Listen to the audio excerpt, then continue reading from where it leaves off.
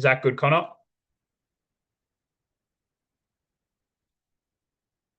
All right. Good afternoon, everyone. Welcome to tonight's webinar.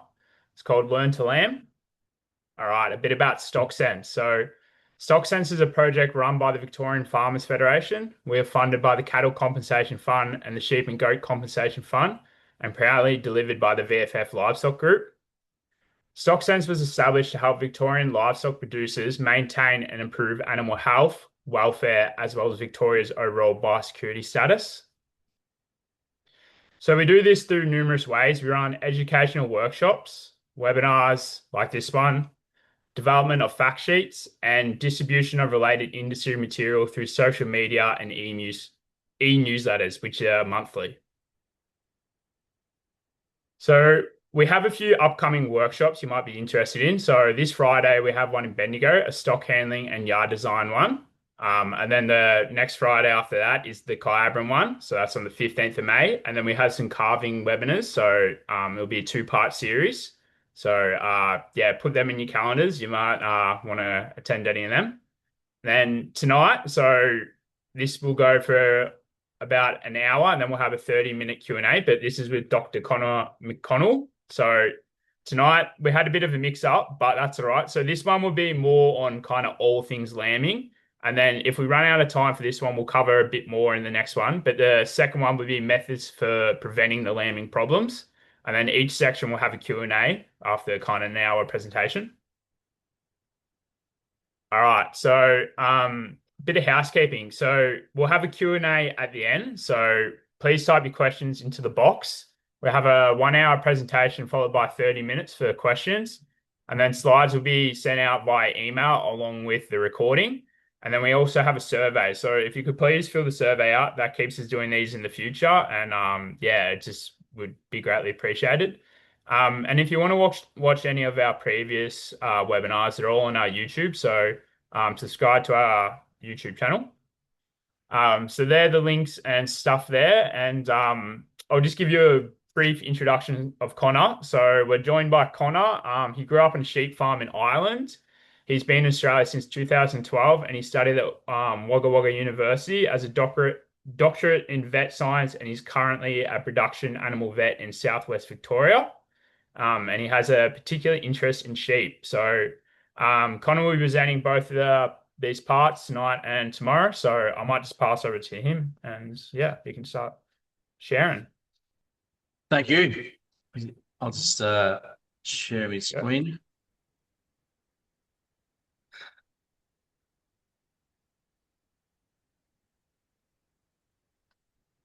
Yeah, it's good.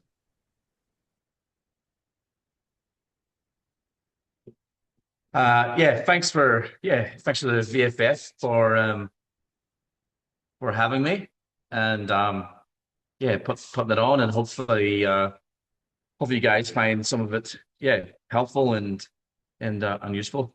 So just a quick introduction from me. My name's Conor. Currently live in Croydon in Southwest Victoria, just outside Warrnambool. I'm a large animal vet. I do a fair bit of cattle work as well, and cattle and sheep. Some of my interests are I've just started doing laparoscopic AI in sheep last season, and yeah, going to continue that and grow that hopefully down here in Southwest Victoria. I've got 3 young kids, 6, 3, and 1. And what else do I do? I've got a small Southdown stud down in Croydon, sells a few Southdown rams, and I'm a keen sheepdog trialer. I do paddock trials in 3 sheep trials, and I've got a few border collies and kelpies. So that's what I like doing. And right, we'll kick it off.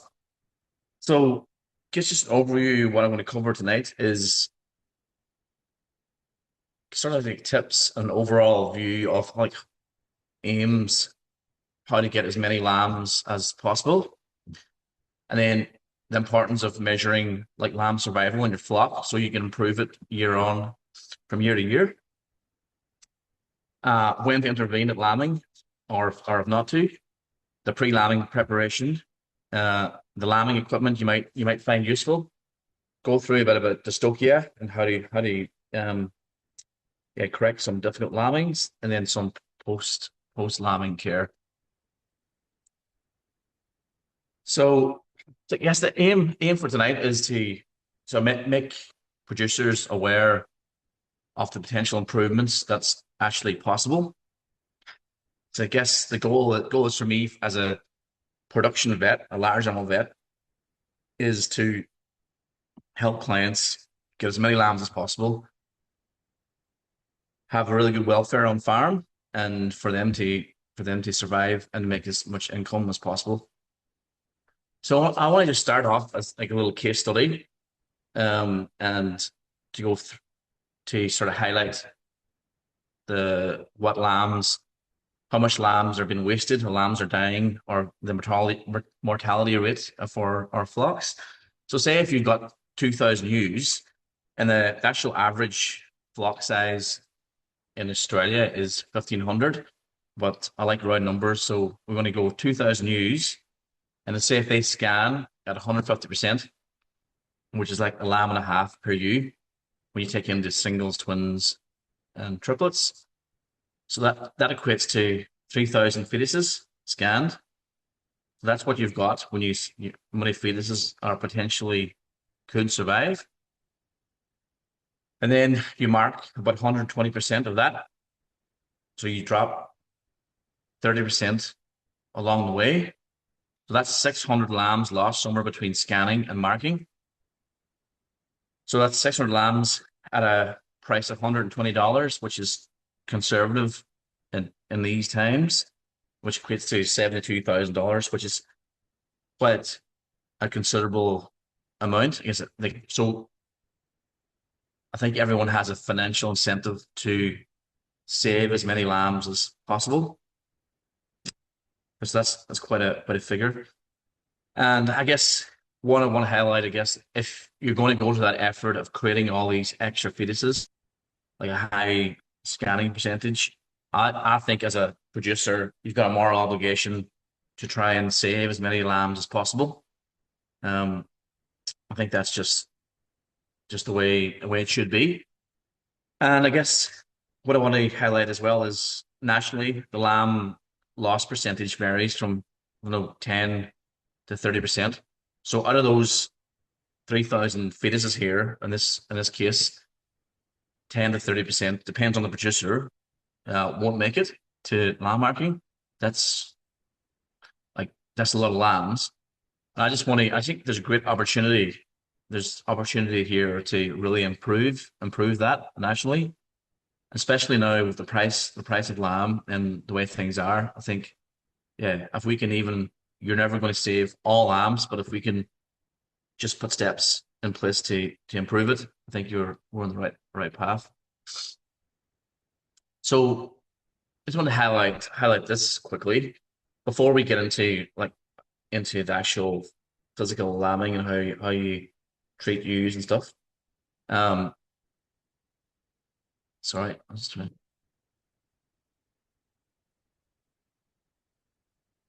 This is from the figures taken from the Sentinel Block project conducted in Victoria. This is a Victorian DPI.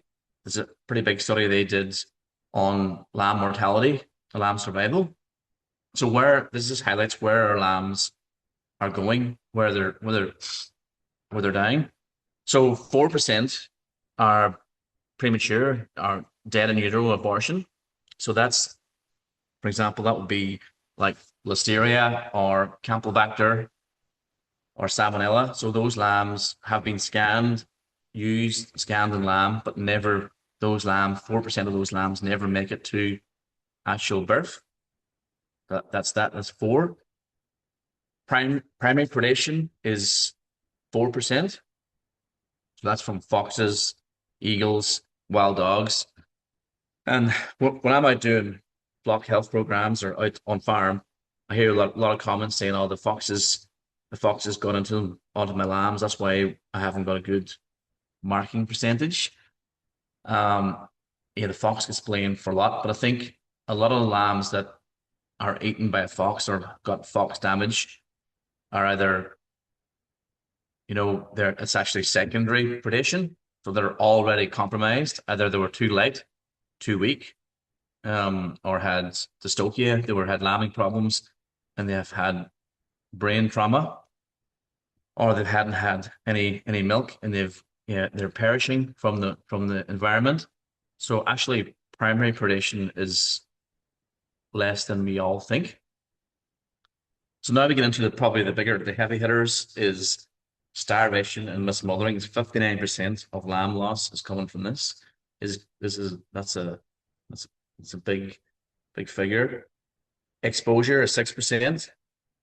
That's just from really bad weather. And dystocia 17%. So these bottom three is what I just quickly focus on and talk about, so that we can have some tips and tricks to reduce that number. So those three combined are the main reasons for lamb loss. So just going through starvation. So the U condition score of lambing and lamb birth weight have a strong link. So a high condition score U is equal to a high birth weight lambs.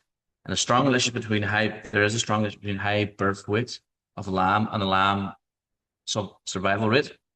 So the U that is a good body condition score will have a heavier lamb, and a decent sized lamb is more likely to survive. So lambs between 4.5 kg and 5 kg born have a higher chance of surviving than lambs that are born lighter than that. And then the other spectrum is any lambs above 5.5 kg have a higher chance of leading to dystocia, which is just a problem of birth. So if they're much bigger than that, they're basically, it just comes down to that they're too big and you can't get them out.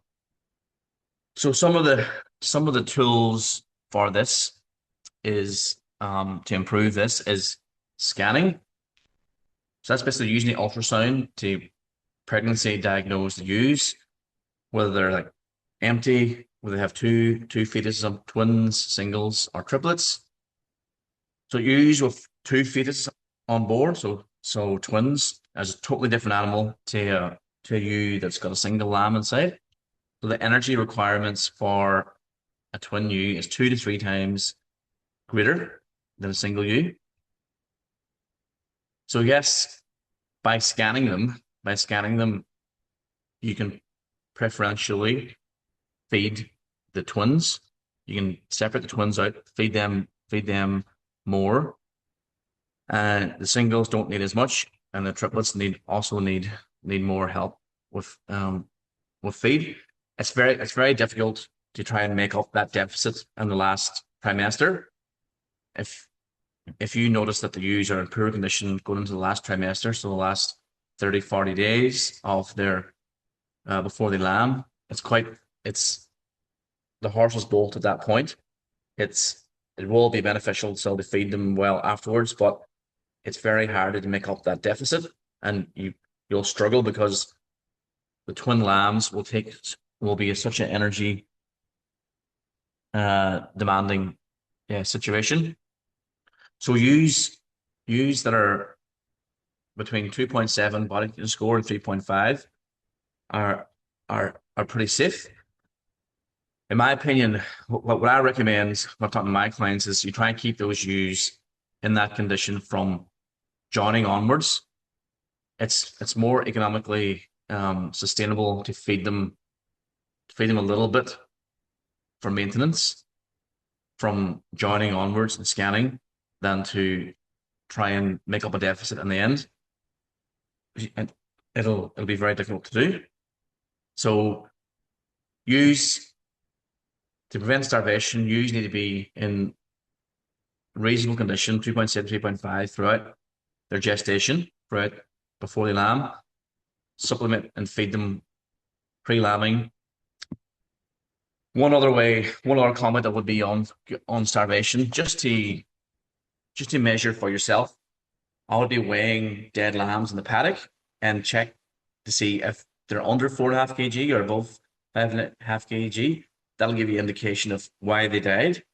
If they're under 4.5 kg, possibly the ewes didn't have ample feed before lambing, or maybe they're in poor body condition score.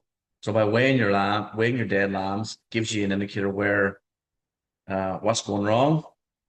Another option there is to do a quick post-mortem. Just open up the lamb's stomach or the rumen or the abdomen and see if there's been any milk in there. The milk should be like a curdled milk, like sour milk. And if there's nothing in the lamb's stomach, then maybe that lamb never sucked and it was an starvation that caused it. Just gives you another indicator of where things might be going wrong. Mismothering. So the birth site conditions has a major impact on mismothering. So just think of it as if, and this isn't always possible, if there's no feed available and you're in a drought, there's not much you can do about it. But if you have the capacity to have feed on offer, are you lambing into green grass? First of all, she's content, she's full, doesn't want to move around. She lambs, the grass acts as a shelter, and the ewe doesn't have to move away to get any feed. So she stays there, provides the time and a better chance for the ewe and lamb to bond on each other. If the ewe's hungry and there's no feed available, she lambs and quickly she's trying to move away and move off to try and go and find feed. It just takes her a lot longer to try and get the feed that she needs. So just a very rough guide on how much feed you might need. So 1,500 to 2,000 kg is the ideal amount for to have it lambing.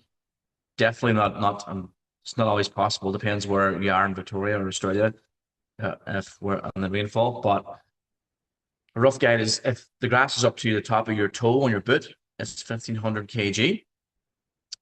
If it's halfway up your elastic on your boot, it's 200 kg. And if it's up to the top of your boot, off your elastic, it's 3,000 kg. So that's just a rough guide. And you'll do that if anyone's ever done lifetime ewe course. They often talk about the kg of feed available. That's one aspect of how to improve mismothering. The next one is mob size. So the number of lambs born per day will affect how much mismothering is going on. So when a ewe has the urges of lambing or is in labor, first stage labor, and if she smells afterbirth or another ewe lambing in the discharge from a ewe lambing, she'll smell that and she'll be attracted to that and go there. And if there's other lambs, newborn lambs around, she will try and mother them. So basically, it's a mass equation. The less lambs that are born in a paddock per day reduces the risk of mismothering. So for twins, if you have less than 100 ewes per paddock, has a significant impact on mismothering. Singles aren't as important. You can go up to 2, 3, 4, 500, and the mismothering effects doesn't have the same impact. And yeah, I know some of you'll say, how do you have enough paddocks for 100? Just you have 100 ewes each paddock. And 10 years ago, I would have said the same thing, but I've seen it firsthand. There's guys down here that use temporary fencing, so 2 hot wires to divide paddocks up, so that ewes aren't moving around so much and they're staying in one spot, and there's not as many ewes coming in to each fresh ewe that's lambing. So that can help. That really helps with mismothering. Dystocia. 17% of lamb deaths is towards dystocia, and dystocia accounts for 2% of ewe mortality in a flock. There was a recent study done by MLA, and I'm pretty sure it was conducted by by vets, some in Hamilton, some in SA. It was called Unlocking the Keys of Ewe Survival. And the outcome, the main cause of death they found in ewes was septicemia, primary dystocia, and trauma, with dystocia identified as the single most underlying factor. So a long and difficult birth can lead to exhaustion, internal trauma, uterine discharge, and retained lambs infection. So the MLA recommended to reduce dystocia problems was scanning the ewes, separating the twins and singles, maintaining appropriate condition score on the ewes. So lambs are born at the correct weight, 4.5 to 5.5 kg, so they're strong and able to withstand the elements when they're born, and timely intervention during difficult births. Yep. So I just made this target lamb survival target table just to give you an idea of what maybe should be aiming for. So for a composite and a crossbred ewe, if it's a mature single bearing ewe, you should be aiming for 93% lamb survival. And just to explain that, maybe in case, if say there's 2,000 ewes and it's scanned 150%, there's 3,000 lambs, so 3,000 fetuses. So out of those 3,000 fetuses, you want 93% of them to survive. That's probably industry standard. That's what you want to be aiming for. You can achieve higher, but that's if you're going drastically below 93%, then maybe there's ways you can improve lamb survival. For mature twin bearing ewes, composite crossbreds 85%, and mature triplet ewes is less, so 70%. And merinos and mature single bearing ewes want to be lamb survival rate of 9%, and mature twin bearing ewes a lamb survival rate of 75%. So I just put this slide in here just to we talk about condition score a lot, and I want to just highlight this is taken from Lifetime New Wool information. And I guess if you just look at the category number 3, that's probably within the range the ewes should be throughout their gestation if you can to try and get a good outcome on lamb survival and the lamb live weight. And there is methods of measuring that. The problem, I know a lot of people say they can do it visually, but I think one of the things the Lifetime Ewe Management course has highlighted that you can't really do it on eye. There's too much wool in the ewe, and you can't measure it visually. So what you do is, and you won't be a master at it by looking at this, but just to highlight it, some people maybe never have seen it before. You go to the short ribs, and you feel the distance between the top of the spine and your thumb. How much cushion's in there, how much fat or flesh is in there, and then on the edge of the short ribs where the guy has fingers there, how much condition is in there. So that sort of gives you an estimate on what score it is. So the more flesh and fat is there, the higher condition score. Just want to highlight that for anyone maybe that hasn't done it before. So that's just some lamb survival stats and ways to what contributes to them, and maybe how we can think about how to improve them. So I just want to go on now to like lambing intervention. Is it justified?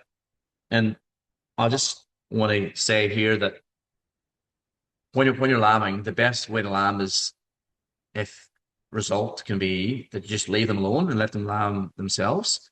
If you can watch them from a distance with binoculars and see that everything's going well, then maybe staying out of the paddock is the best thing that you can do.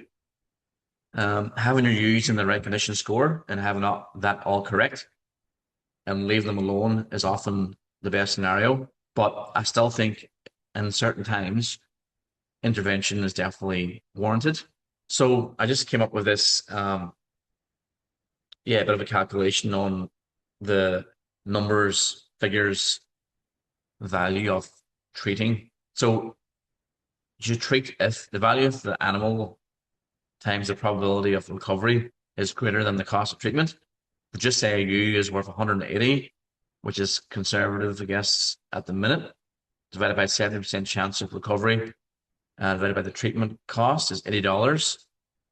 So 180 times up by 7 is 126. 126 is greater than $80, so treatment is justified. And just say if you save 20 ewes over the lambing by going out there and pulling lamb or treating a ewe with mastitis or a ewe that's got an infection or uterus. So $180 times 20, 300, 3,600. If you save 100 lambs at a value of 200, that's 20,000. So by being around lambing and intervening when necessary, you could save up to $23,000. Depends on also depends on your flock size. But so to make this efficient, you should lamb over 5 weeks. Have a short joining if possible. And the peak, most of the ewes will lamb in the first 17 days. So you can really utilize your labor for 17 days to try and save as many lambs and ewes as possible. So just briefly to go over your preparation again. The preparation for lambing starts joining. I believe you should have multiple, maybe 2 to 3 condition score checks between joining and lambing. So you can take the ewes that are too skinny or underweight, feed them more. If you've got ewes that are in really good condition, they don't have to be in your best paddock. You can give your better feed to the ewes, when bearing ewes and so on. Pregnancy scanning. Ewes are empty, they're out of there, they're cold, so they're not wasting the feed on them, and you're putting your singles and twins into their paddocks. Again, new paddocks you score, greater the condition score, the better the ovulation, the more lambs, and internal fat of the ewe has a direct correlation with lamb survival. So just again, 4.5 to 5 kg lambs have a better chance of survival. So how to monitor, I just want to talk about this briefly without trying to disturb the ewe while she's lambing or cause more mismothering. I think it's important to prepare your ewes before we start lambing. So 2 to 3 weeks before the lead up to lambing, you should train your ewes to be calm, ignore your presence and the vehicle driving into the paddock. So a calmer environment, so you can catch it every time you go in there to do something. You don't cause extensive mismothering. So they're used to your presence, and so you can catch a lamb easily. So regularly drive into the paddock without disturbing them. Approach the ewes. The ewes are all laying down. You drive into the paddock slowly. Once the ewes stand up, you stop. Then you reverse out. You'll gradually be able to drive closer and closer to your ewe over those 2 to 3 weeks. They'll get used to your presence and not take off as much. So I would just do it daily, and even checking your lambs, one lambing daily. There's a balanced workload, and there has better outcomes than checking them too much. You could check them twice daily in the first 17 days. And I think you should avoid afternoon or evening checks. And that's because if you use lambs in the evening or early or later afternoon, it just gives you more time to imprint the lamb and them to mother up. If you go in there and scare the ewe away in the evening time, she might not find that lamb again, or the lamb might not find the ewe until it's dark, and the lamb might be on its own for the whole night, and there's a higher chance that it succumbs to the fox or a dog or whatever. So avoid the afternoon or evening. Late morning, early afternoon is best. The majority of the ewes lamb in the morning. Obviously, not all of them, but a lot of them lamb early in the morning. So it's best to leave them for a while. Don't go in first thing in the morning. Wait until late morning or early afternoon is best. And binoculars are your best friend. We'll highlight again, being sometimes less is more. You don't have to, don't, if you can visually see them from outside the gate or outside the fence, then and let them do their thing. Sometimes can be the best thing than going into an upsetting miss and causing mismothering. So signs that a ewe is ready to deliver a lamb. So she's usually separated from the mob. She's bagged up. She's got a really big udder. She's got a slack vulva. It's quite red and pink, and it's usually gets a little bit bigger and looser. She's restless. She's demonstrating nesting behavior. So she'll be scratching on the ground, getting up and down, spinning round and round. Tail behavior, they swish their tail or flick their tail a little bit when they're about to lamb. Early signs of labor is straining. So she'll be getting up and down, laying on her side and actually physically pushing. And the main one is the water bag appears as a key sign that she's like begun labor. Other things to watch out for is ewes off on their own if they're lying down on their side. Um, that may be cast or exhausted. If there's wet staining around the back of their legs and down their back of the other, you gotta watch out for prolapses. So that can be vaginal or uterine prolapses. During lambing, yeah, in the middle of lambing, you should be watching out for mastitis. So if a ewe that's really lame in her hind leg and there's like asymmetry in her udder, so one side is more swollen than the other, it probably is a sign that she's got mastitis. And you should be treating that with antibiotics and anti-inflammatory. Other things to watch out for during lambing is abdominal hernias. So it usually be a swelling on the lower right abdomen. This um, often happens in twin bearing and triplet bearing ewes because the pressure in this mass of the lambs in there causes a split in the muscle of the abdomen and it causes a herniation. And watch out for abandoned lambs and rescue with caution.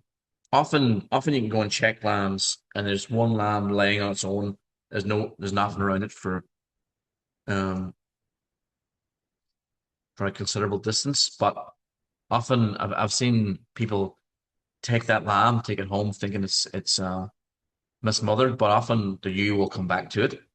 I would wait for a considerable time before lifting a lamb. I would give it its best chance to go and find. A ewe will generally come back if it's feeding, come back later in the afternoon and get the lamb. Yeah, just be cautious of that. So when to intervene? You're watching a ewe lambing and you're not sure if she's progressing or not.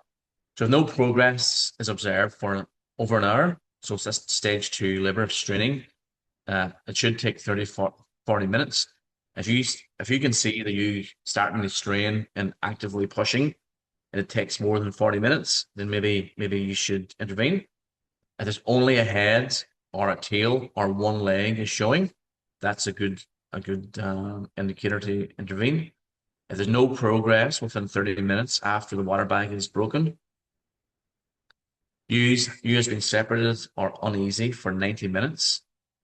So if she's separated from the mob and you haven't seen her straining and she's laying down doing nothing, that could be a sign that something's lamb is stuck or something's happening. Intervals between lambs exceed 60 minutes. So if you've scanned them for twins and you've had one lamb and there's nothing else going on, it might be after 1 hour, might be time to check. So if you suspect breech birth, the use away from the mob, not grazing or only grazing intimately and lying down and not chewing cud, that could be a sign that she's has a breech or has another problem. Yeah. So catching a ewe in the paddock, um, I think it's quite useful to have a few panels or like small yards in the main lambing paddocks. So you can run them in behind it, or run a U, a couple of U's in down the wing of a gate. So you can just use are also a useful tool as a shepherd's crook to catch the leg, and use like a couple of panels on an angular direction off the fence. So you run the sheep into. If you've got good dogs, you can use a dog to help you. And someone I use that, yeah, actually a vet in Bendigo, Tristan Jubb showed me was sheep cuffs. So this, I should have had a better picture, but this ewe laying down here has got sheep cuffs on her. It just attached, it just sort of connects the ewe's two legs together so she can't run away, and you can treat the ewe and get the lambs out. So equipment needed for your ute or for your quad bike or caddy. So like these are lambing kits. I sort of encourage, yes, my clients to have these on board. And these are just some things you might want to think like, do you have in it? A halter for like if you do catch a ewe and you want to tie her to keep her there so you can lamb her. Buckets if you want to foster a lamb on. Binoculars,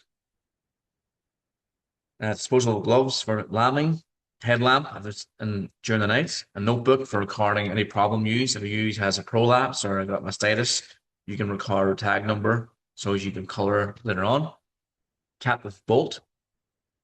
If your problems are downer use, you have no chance of getting up, it might be worthwhile having a cat with bolt on board so you can euthanize you. Another handy thing is a thermos of hot water. And that's to give colostrum or do the glucose for lambs. I'll explain that further on in the presentation. So I guess the primary things you need, the basics, I guess you'd need for a lambing kit, and this is a picture of one made up, is so you want your injections like your antibiotics and meloxicam to treat mastitis, or if you've got a pull lamb and you use dirty inside, or if she's got a really hard pull, you need to be given antibiotics and meloxicam. Obstetric lube. If you have a difficult lambing, putting lube in through the vagina, into the uterus, around the lamb, makes the lamb really slippery. If it's a big lamb, a single lamb, it's difficult to pull out. This has really good health implications for the lamb and for the ewe, making it easier to get the lamb out. Lamb pulling gear, so head and leg ropes, long shoulder gloves for those real difficult lambings. A palm knife is sort of a knife that fits in your hand. The blade is sort of in the curve of your finger, and you can put your hand in there and protect the used uterus with the back of your hand. And say it's for a lamb that's been dead for a while and it's decomposing and the lamb is really blown up. So you can take the lamb apart and get it out bit by bit if it's too big to come out, and that's what the palm knife is. It sounds pretty gruesome, but it's a thing. A general knife. If the lamb is dead and the head and during lambing and the head's out and there's no feet and the lamb is for sure dead and it's really swollen, you can take the head off and push it back in and then retrieve the legs, get it out. So secondary intervention is a 1 liter jug. That's for collecting colostrum and warming up the 4-1 and mixing dextrose. Ceton is basically oral glucose for you that's had milk fever, hypocal, hypomagnesium. You can give it orally. And Minball 4-1 to give it under the skin if they're down or you. Oxytocin. So after lambing, if you use a difficult lambing, she might not want to mother up to a lamb. She might be a bit stressed and traumatized. So giving oxytocin can really enhance the imprinting process, and it also is really good for uterine contraction. So if you're putting your hand in there, you're possibly bringing in bacteria while you're putting your hand in there, even though you're wearing gloves. It's still not 100%. Yeah, right. So by giving oxytocin, that yeah contracts the uterus and pushes whatever else is out. Uh, yeah, all the things we you could have is catheter tip syringes and stomach tubes. This for giving colostrum and lamb weighing scales. So if you're having difficult births, big heavy lambs or lambs that are underweight, it's just good to have a general overview of the weight of your lamb when it's born. That'll give you that'll give you your best information on what to do for next year. Whether to feed more or feed less. If your lambs are too big or too small, that'll be weighing your lambs is pretty good. I actually use a the digital weighing scales for your travel luggage going to the airport. It's just like there's a hook on it, you hold it in your hand, and I put the lambs in a bag and hold it up, and it gives you a digital weight for your lambs. That's I find them they're quite cheap. You can get them at a chemist or whatever. So dystopia. So this the picture here, picture in this slide is the correct position the lamb should be presenting. So the easiest way for lamb to do it is head first, two two two front legs and a head. That's the easiest way and most natural way for lamb to present to get out. Um, so that if you can get if you go to a lambing and you can get the two front feet out and the head is within a finger touch or the head or the nose is presenting, then the largest part of the lamb is gone through the narrowest part of the U. So you should be able to get that lamb out with some help. Before you start pulling the lamb, I reckon you should give antibiotics and meloxicam pain relief on board before you start. The sooner that's acting, the better. Yep, both feet in the head and the pelvis, then that lamb should be able to come out. Use lots of lube, so you can actually lift the back legs up and use gravity and use like a you can use like a sauce bottle filled with lubricant, pour it in there, and the gravity will it'll run or the lube will run down the both sides of the lamb, make it nice and slippery so it's easier to get out. And this is really beneficial to the ewe and to the lamb. Yeah. So the main thing I guess with lambing is the stokie is making sure each leg you have connects to that body of the lamb so that you don't have to make sure you don't have a front leg and then the back leg of another lamb. That's that's one of the key things for lambing ewes is that all the limbs connect to the same lamb and you're pulling on the correct lamb. And the easy way to do that is just put move your fingers. Don't remove your finger off the leg. Move your fingers up the lamb's leg, touch the chest, move it across the chest, down the next leg, and that's how you know you got the two right feet and that the head connects to it. So the best way, this is one problem is people sometimes have is they're not sure if it's a back leg or a hind leg, or if they have one hind leg or one back leg when they're pulling lamb. So the best way to tell if you've got a hind leg or a back leg is the front leg has two joints that bend the same way in it. So you have a bend there at the fetlock, and then a bend another sort of like I guess it's your knee, elbow, sorry, in a lamb. There's two bends going here the same way, whereas on your back leg, you have only one joint bends the same way. It bends up this way. Where this sometimes the hop can be confused with the knee, but that doesn't. If you try and bend it, it doesn't bend. It doesn't bend the same way. It's a structure. That's probably the easiest way to tell. And often you can tell by which way the hoof is. Yep, it's facing up or down. So if the best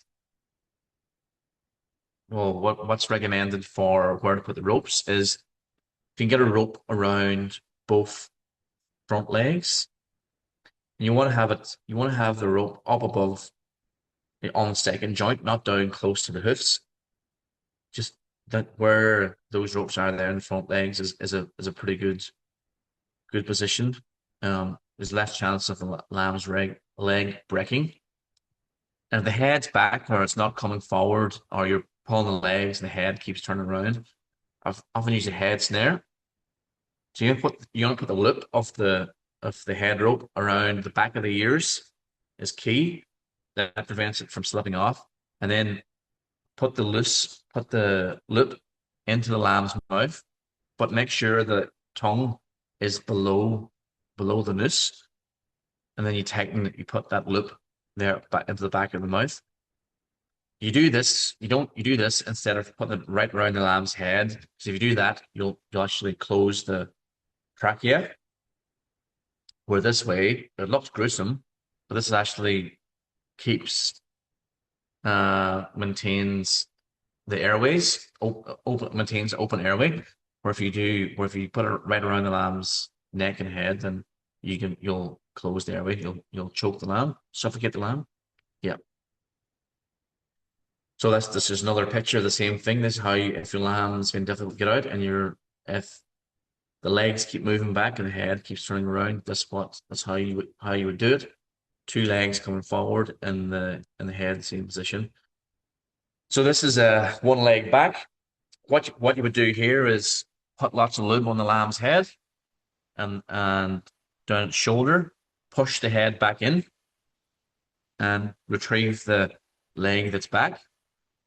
Um, I think when I started, I thought the lamb would smother when you're putting the head back inside the ewe, but the lamb is breathing, is getting its oxygen through the umbilicus from its mother. The umbilicus doesn't break until the pelvis, the umbilicus of the lamb is sort of nearly at the vulva. And often sometimes when the lamb is nearly fully out, the umbilicus is still connected. So the lamb's breathing is getting its oxygen through the umbilicus still at this stage. It's still okay to put the lamb's head back in. So this is twins, one coming posterior and one breech position, one coming backwards, one coming the correct way. So what you do here is you would just put your hands in and push the lamb at the bottom forward. And it actually doesn't relatively doesn't matter as long as you just move one of them out of the way. You would make sure that each leg connects to the right lamb. So you got two hind legs, they connect to the body of this lamb. This lamb on top, you get the head and the two front legs connect to the same lamb. You move one of them out of the way, push it forward, and then pull the lamb, one of them out. This one's got its head back. What you would do here, what I'd recommend doing here is putting your hand in, push on the chest, push the lamb back in, and then try and it just gives it more room, and that head actually might drop down. Generally, I put a head snare on anything in a lamb like this. If a lamb's head's been back for a while, even if you correct it, for some reason, I know it's muscle memory, the lamb's head generally goes back to that same position. Even you correct the head, and then you go and find the legs again. Once you find the legs again, then you try and find the head. It's generally back at a back position. So I'll usually put a head snare on it. These are two lambs coming in breech position. All you do here is pick one, make sure you got the right leg is connecting to the right lamb, push one out of the way and one forward. Use lube, put some lube in there, and then pull one out at a time. This is a true breech. It's true breech. What I generally do here is lift the ewe's hind legs up and put lots of lube in there. And the gravity of tipping the ewe's back legs up, the lamb sort of moves forward. The lamb has to move forward to get the hind legs back around to pull it out backwards. So use your hand as well. Push the lamb forward a little bit. Don't use too much force, and lift one leg, pull one leg at a time around, switch face so you can pull it out the vulva.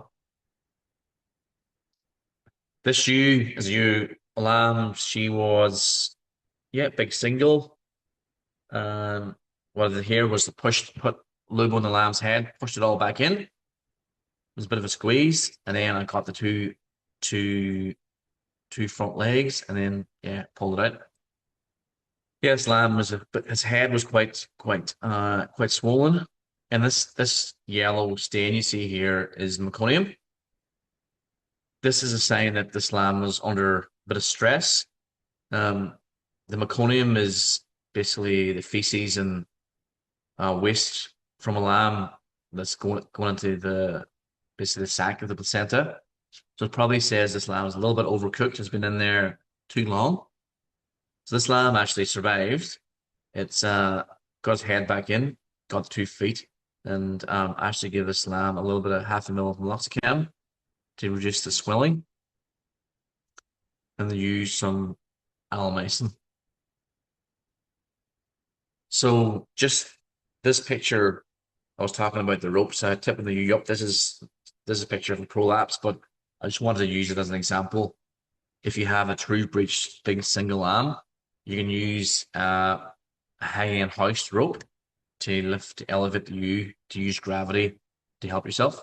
So rope should generally be 2 meters with two loops on each end. So you put that around the leg above the hock, and then look, you can also use like a tractor or a pulley system to pull you up. But you're just basically using gravity for the lamb to drop back in, and so you can put lube in there, make it easier, and correct whatever manipulate the lambs. Um, I will say this is time sensitive. Sometimes when you tip the ewe up, she's sort of laying at an angle, and all the weight from her abdomen and whatever's inside is up against her lungs and putting pressure on her lungs, so she can struggle to breathe. So just some techniques for lambing, just yeah, tips. Pull in time with the contractions. So as the ewe contracts, you'll find her pushing, pull with that, and then ease off the pressure, and then pull with her while she's contracting. So over like 10 to 30 seconds. So initially pull lambs in line with the ewe's body, not straight. So it's kind of, you're basically nearly pulling out and down. Once the lamb's waist is in the pelvis, you change direction. So you twist the lamb to either side. So this prevents or tries to help with hip lock. So use this. I'm going to use this example to explain what sort of hip lock is. So the picture on the left, this is actually a cow skeleton picture, but I couldn't find a diagram of ewe's pelvis. So if the lamb's hip bones, pin bones, is coming out, that's at its biggest point there. It can get caught in the pelvis.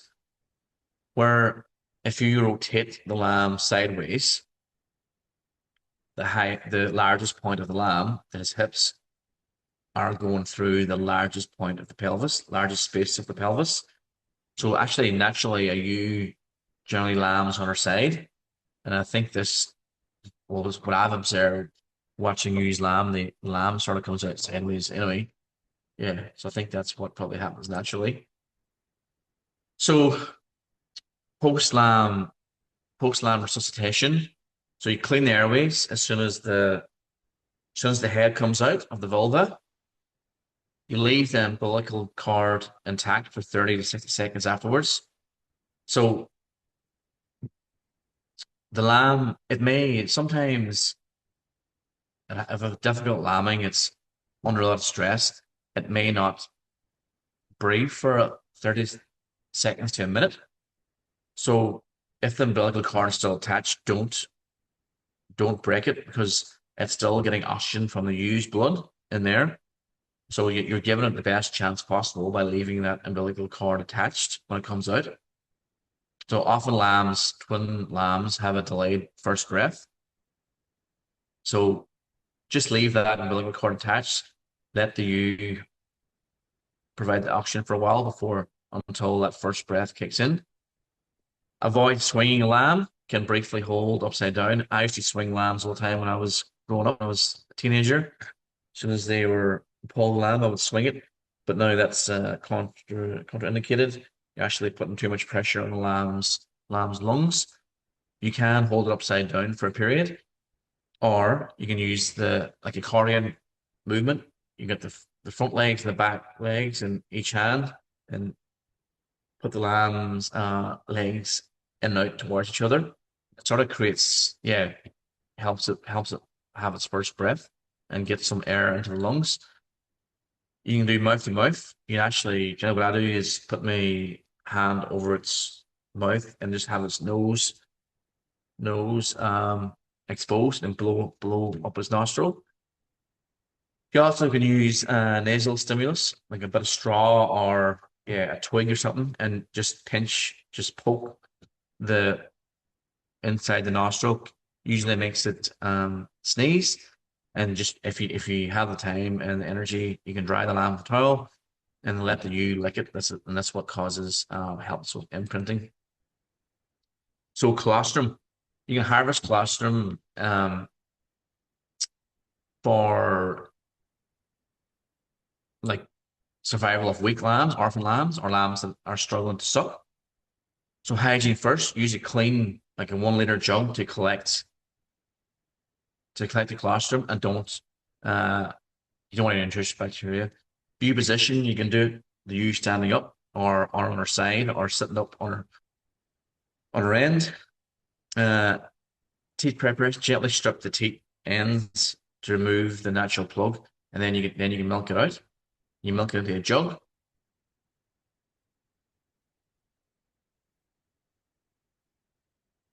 So a vacuum milking syringe, basically this is a modified 30 or 60 mil syringe. You just cut the top of the syringe and you put it into the teat and drop, and it'll suck the colostrum out. So oxytocin injection, if you're doing a lambing or struggling to get milk out of you can give them 1 ml IM, can assist with milk letdown and improve mothering up. So the oxytocin helps with imprinting as well. So strip slowly, use colostrum to create lubricant and prevent chafing. And you can freeze colostrum in little bottles or yeah, for next year or for later in lambing. And the way to thaw out colostrum is do it in the sink. Put hot water in the sink. Put your colostrum bags or bottles in there and thaw it out slowly. If you use the microwave, you can denature the proteins, the immunoglobulins in the colostrum.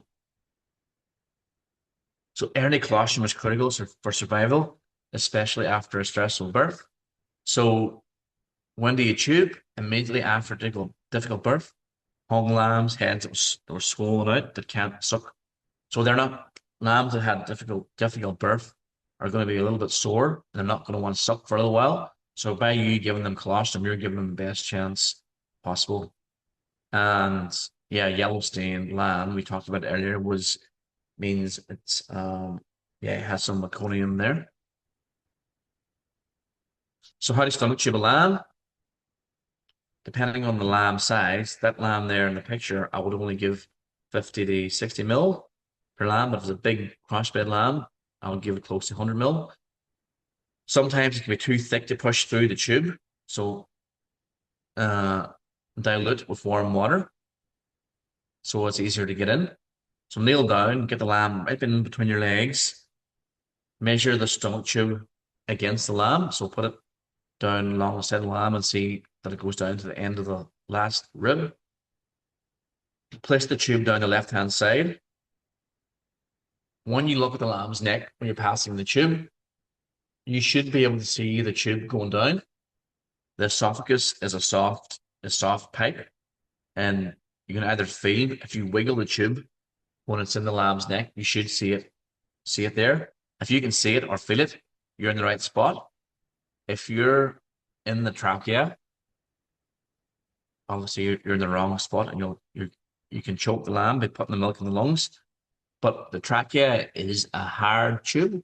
It's a ringed cartilage. If you can feel your own trachea, if you're in there, you won't see it going down, or you won't be able to feel it.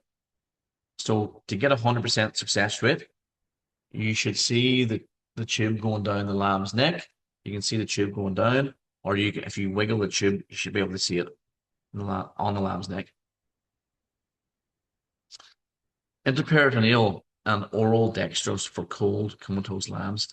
This is a method of just resurrecting really weak and poor cold lambs. So there's a marked increase in survival rate. You can inject it into the abdomen. So intraperitoneal just means the area, the space in between all the organs, the free space. You can inject basically sugar and water into that area, and it helps revive the lamb. If you're not comfortable with that, or you don't have a vet to show you how to do it, you can do it orally. Not as quite as effective, but it still helps. You mix 1 heaped tablespoon or 12 grams of dextrose, icing sugar, or home brewing sugar into 50 mils of boiling warm boiled water. Tips you can have before lambing pre-weighed 12-gram portion options of icing sugar into 50 ml of water containers before heading out. And this is where your thermos of hot water comes in handy.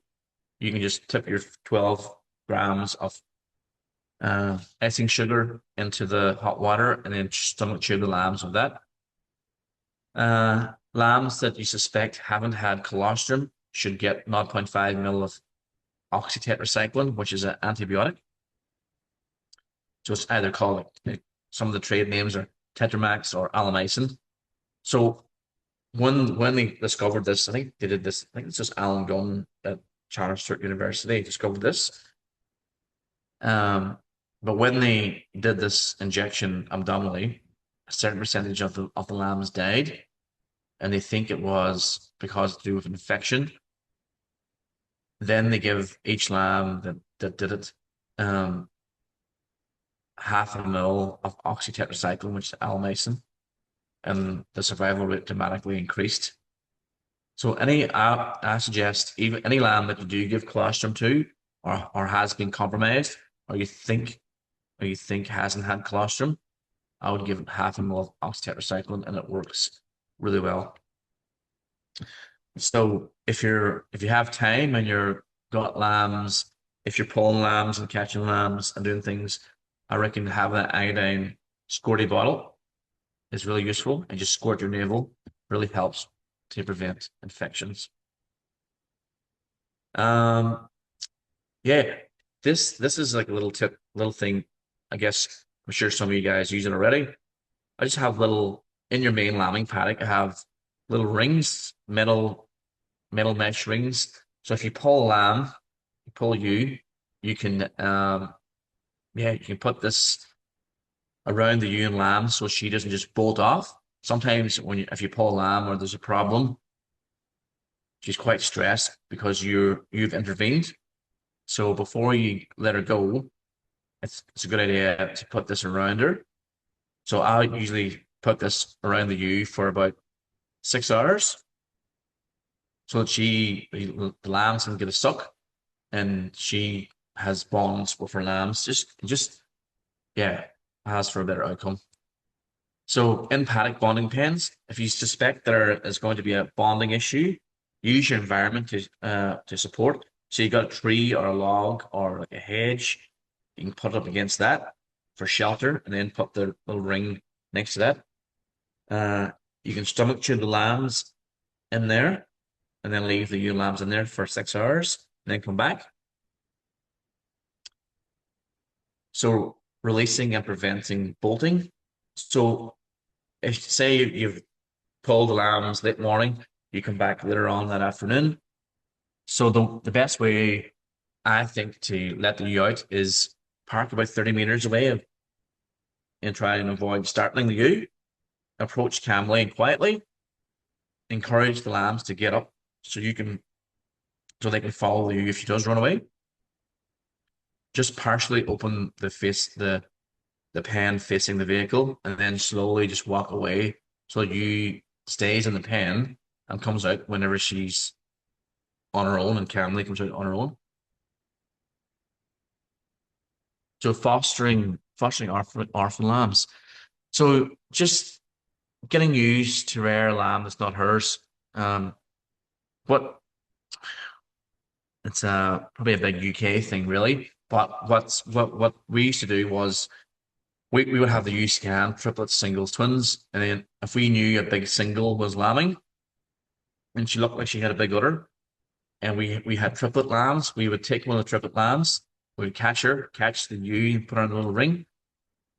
We would lamb the ewe into a bucket. So basically pull her lamb out, collect all the fluid from the lambing and afterbirth. Your lamb, it goes on top of the lamb and you cover the lamb in all her fluid. You give her the foster lamb first, so she licks it, and then you give it about 10, 15 minutes, and then give her her own lamb in, and hopefully she bonds with both of them. It can work. Some ewes are quite cunning and they just know it's not their lamb. But often it does work. Yeah. So yeah, that's the content for this half of it. And yeah, tomorrow night probably more talking about hypocalcemia, hypomag, and yeah, how to treat things and fix prolapses and yeah, general stuff like that. Very good. Perfect. Well, you nailed the time in there, Connor, so that's great. We'll just go through some questions. So if anyone has any at all, feel free to send them out or send them through. There's a chat box there, they're anonymous. We do have one that got sent through. Sorry if I didn't mention it, so I'll answer that now. But someone asked if we can send the slides. So yes, that will be sent out. So don't worry about that. You'll have the slide. So that's good. All right. So we got a question here. So what with mastitis, what type of antibiotics do you suggest? Yeah. I suggest oxytetracycline. So it'll be like Alomycin, trade name might be um Alomycin or Tetramax. Yeah. Yep. I'll give 1 ml per 10 kg. So that'll do like a 5 or 6 day treatment. It's also quite useful to give anti-inflammatories because the udder, the used udder is quite inflamed, like swollen when she's got mastitis. So bringing that swelling down is key to treatment as well and gives pain relief. Yep. Beautiful. Got a question here. So colostrum purchase versus milked. They said I'm having to give a lamb colostrum already and purchase powder in the freezer, which is my go-to. Any reason to not use the purchase powder without trying to get it from the U? Uh So yeah, powder versus yeah. kind of fresh colostrum. I think the used colostrum is will always be better. But if you can't um get the colostrum out, uh, then yeah, powdered colostrum will, I guess, Hmm. suffice, but it definitely won't be as good as the used colostrum. I guess what I'll just add to that is the used colostrum has proteins in it to fit through the lamb's like yeah, amazing, fit through that barrier where different colostrum, foreign colostrum probably won't work as well. But yeah, it's if that's all you got, then it'll definitely be a benefit. I wouldn't, yeah, yeah, Yeah.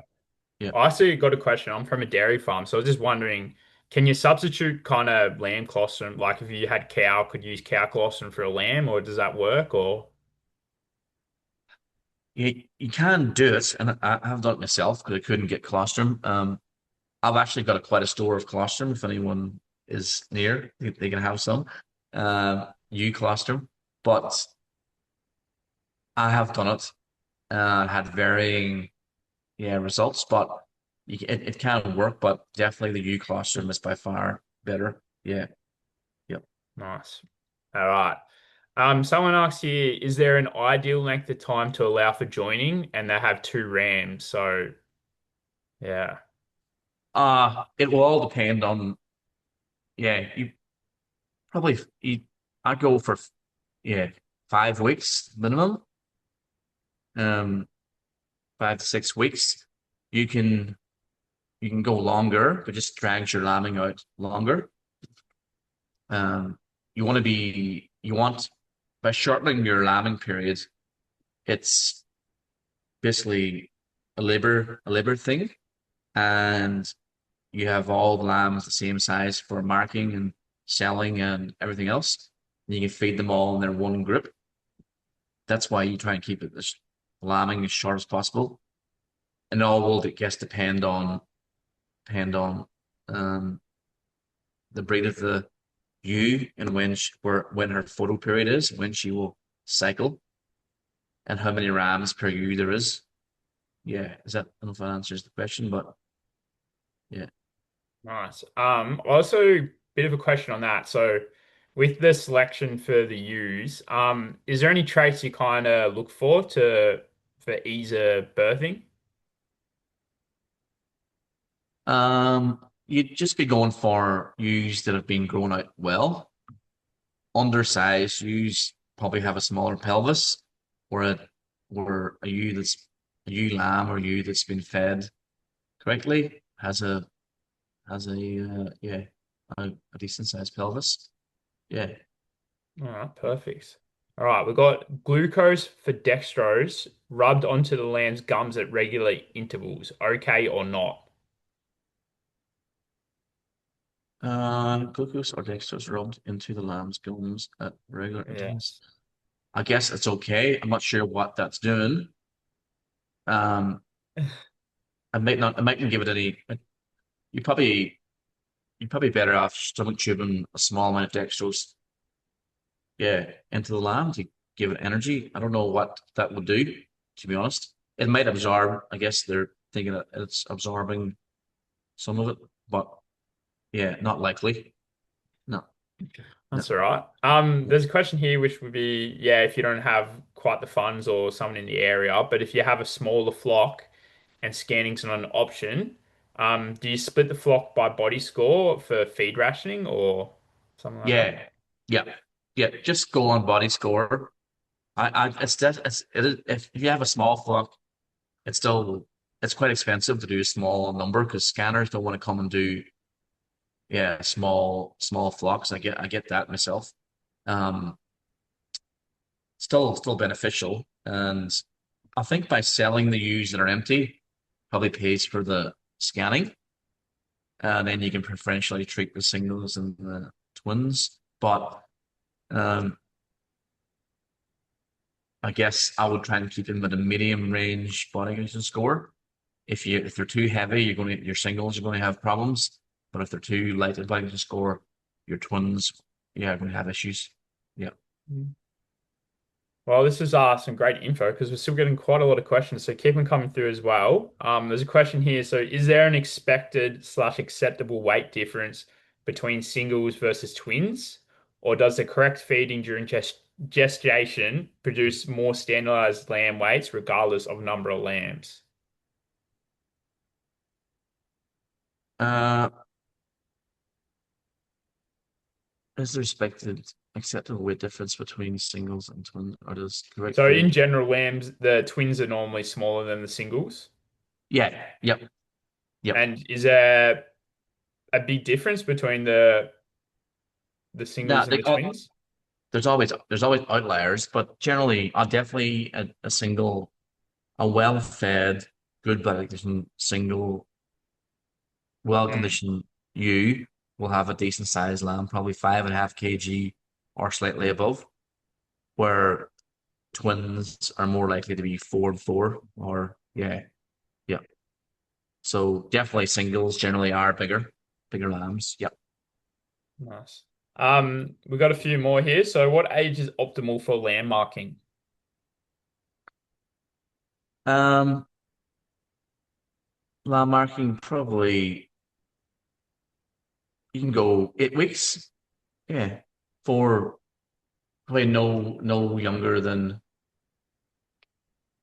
3.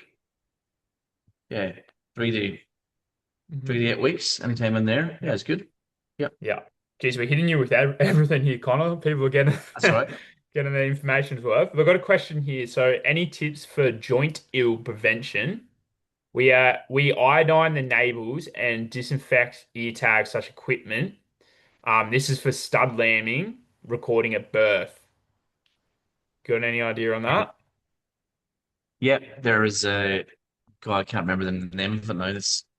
There's a vaccine for it. You vaccinate your ewes, no, 3 to 4 weeks before lambing, and that antibodies in the colostrum. Um, Glenairy, is it? Yeah, Glenairy vaccine. Glenvac. It's yeah, Yeah. it's just for jointal for cheesy gland. Yep. Sweet. Yep. All right. So is there an ideal gap between lambing and when you join next? There's no ideal. No, no, you probably should wean your lambs somewhere between, depends on what feed's available, 12 to 12 to 15 weeks. Probably closer to 12 weeks. And then whenever the ewes have a fairly decent, yeah, break, then it all will depend on what breed your ewes are. If they're short day breeder or a long day breeder, if they're a British breed or a merino based breed, when they will cycle. So that will determine your gap. Yeah, I guess. Yep. Perfect. So is it okay to stomach tube dextrose when lamb is cold? Dextrose, yeah. Like you can do your icing sugar. That's what I was talking about in the presentation. So 12 grams of icing sugar is basically glucose sugar, and 50 ml of water, and just lukewarm, and you can stomach tube the lamb with that. Yep, absolutely helps. Sweet. Someone said they've used Melexicam at marking and it made a huge difference to recovery and they're back to grazing pretty quickly. Is there a cheaper version of anti-inflam? Um, Short answer is no. Um, there's probably quite a range in the price, I guess, for meloxicam. Um, there's I guess quite a range in the price some vets sell for, I guess too. But I'll just shop around and see where there is Hmm. oral meloxicam, but definitely hasn't the same effect. The injectable meloxicam, yeah, works really well. Yeah, but I get it. It is can be expensive. Yeah, Hmm. Yeah, we got a few on pregnancy toxemia. yeah, Um, so is it usually worse with triplet bearing ewes and the best way to mitigate loss of ewe and lambs?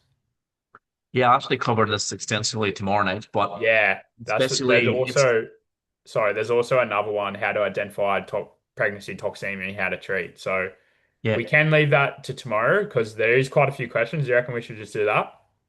yeah. I think so. All right, Yeah, I think so. perfect. I'll go through some more. So that will be covered in tomorrow's webinar. So that will be same time tomorrow. So yeah, attend that one and you can get some more answers. So there's one here. So what temperature should a lamb be and can it absorb colostrum if its temp is too low? Would heating the lamb up help?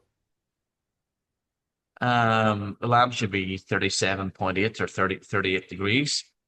Um, yes, heating the lamb up will definitely help.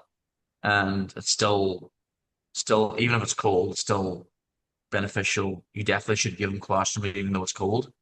And give it some, yeah, icing sugar and water in the colostrum, yeah, as well. Um, yeah, you can bring it in under a heat lamp, or even bring it inside for a while and dry it. Often, if the lamb's really cold and wet, bring it in and just put the hair dry over it for 10 minutes, dry it, and then, yeah, bring it back out again and give it colostrum. Yeah, for sure. Definitely heat it up and yeah. All Yep. right, we've got a question. We'll have a few more. So these are a lot of questions. So you must have been pretty engaging, Connor. So we have one here. We have lower joining stats on maidens this year. Can you talk about flushing ewes? And we had composites and join in early January. Yeah, composites won't join in January. Or composites are short day breeders, so especially ewe lambs join later as well. So as the day gets shorter, their melatonin gets higher, and this signals them cycling. So ewes don't cycle all year round like cattle do. They only cycle when the day gets shorter. So composite ewes derive from the UK and Ireland. So when they were back there, when the day was short, they cycled so that they were lambing in springtime where there was grass available. So those genetics are still here. Composite ewes come from those genetics. Well, that's why they cycle in later in the year, like March. Um, your older composite ewes, you will manipulate them to cycle earlier, but your ewe lambs need to be in good condition for them to cycle yeah, early. You have to be in good condition, and ewe lambs need to be slightly over to the shorter day position. That answers the question. And you probably should be using teaser rams beforehand before you put the rams in. Yeah. Another way to boost it is using Regulin, which Regulin is a melatonin implant to increase ovulation. Yeah. Nice. All right. There's a quick one here. So what does the sugar do? Is it purely for energy? Yeah, it's energy and it sort of creates movement and gets the organs going and produces heat and then revive and really helps revive the and it just gets absorbed so quickly and just basically energy so that it responds. Yep, All right, beautiful. Sorry, it's just started raining really heavy here, so I'm struggling to hear a little bit, but that's all that's right. good. We'll have one or two more, Yeah, that's right. or maybe one more. So this one it's been asked a few times. So when it's a bit drier, and you're like supplementary feeding, is there any advice to prevent the ewe from leaving the lamb? Hmm. Um,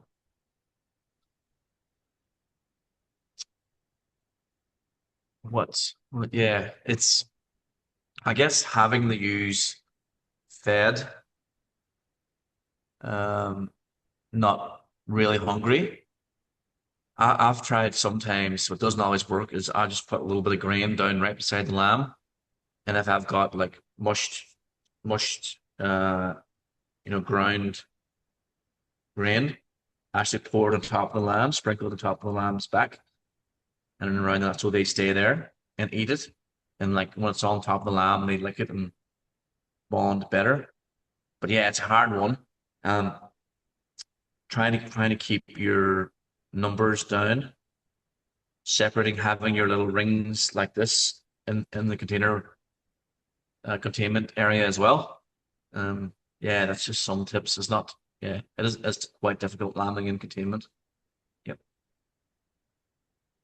All right, we might have one more. There is still quite a lot to get through, but we might not have time for that. So, yeah, I recommend people to come to tomorrow's one, and you might have time to ask those questions.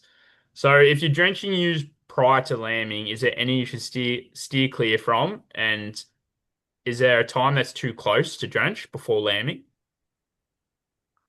Not really. I reckon you should probably be doing it. Well, the point of doing it is so they don't have a worm burden in the last trimester. So you get your feed efficiency is maximized. So I'll be doing it. There's no disadvantage, I guess, doing it later, but you just waste if there is a worm burden, you've wasted time in feed conversion by not doing it earlier. So I'll be doing it a month to 6 weeks before lambing. Yeah, a long acting injectable like a moxidectin or yeah. Yeah. All right. Beautiful. Well, we might nearly end it there. Did you just want to quickly say what's on for tomorrow's webinar, Connor? Yeah, I'll just go over. I want to talk about what minerals um they have during lambing when you should start that. hypocalcemia, hypomagnesium, go through both of them and extensively and how to treat them, how to treat prolapses, vaginal prolapses and uterine prolapses, and just general ailments from use, mastitis, different things like that, how to treat them and how to watch out for them. Yeah.